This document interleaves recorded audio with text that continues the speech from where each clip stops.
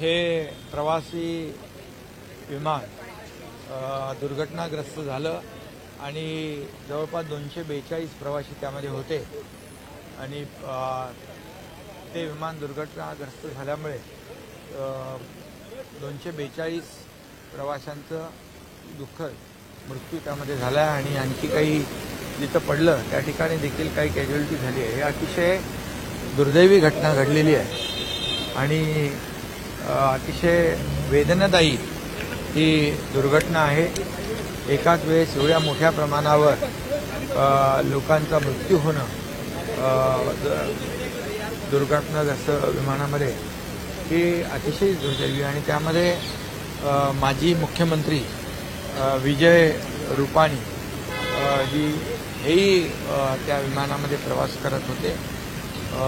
खरं म्हणजे त्यांचाही दुर्दैवी मृत्यू त्यामध्ये झाला आहे. महाराष्ट्रातले देखील काही प्रवासी त्यामध्ये होते.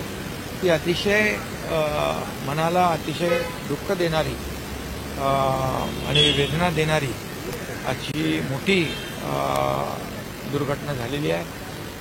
मी त्या जे मृत्यू झाले आहेत त्यांच्या परिवाराच्या दुःखामध्ये आम्ही सहभागी आहोत. ज्यांचा मृत्यू झाला आहे त्यांना श्रद्धांजली देत असताना खऱ्या अर्थाने त्यांचे जे नातेवाईक आहेत त्यांना देखील हे दुःख सहन करण्याची शक्ती परमेश्वराने द्यावी आणि त्याचबरोबर या ठिकाणी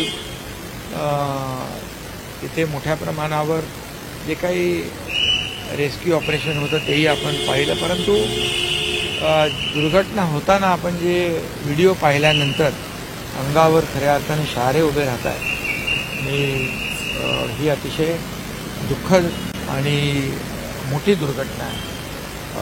मी मुख्य सचिवांना देखील मगाशी सांगितलं की आपल्या महाराष्ट्रातले जे प्रवासी आहेत त्यांच्यासाठी एक नातेवाईकांना हेल्प डेस्क जो आहे तो डिझास्टर मॅनेजमेंटच्या माध्यमातून आपल्या कंट्रोल रूममध्ये त्या ठिकाणी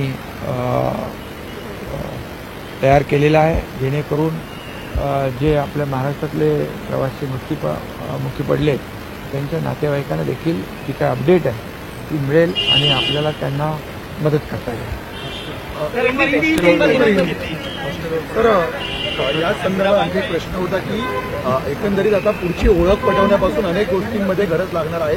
केंद्रामध्ये किंवा गुजरातमधील प्रशासनाशी तुमच्या झालेली घटना अतिशय दुर्दैवी आहे आणि याची गंभीर दखल स्वतः देशाचे प्रधानमंत्री नरेंद्र मोदीजींनी स्वतः घेतलेली आहे आणि गृहमंत्री अमित भाई स्वतः त्या ठिकाणी रवाना झालेत अशी माहिती आहे. त्यामुळे ही झालेली घटना अतिशय दुर्दैवी आणि केंद्र सरकारने देखील आणि राज्य सरकारने गांभीर्याने घेतलेली आहे.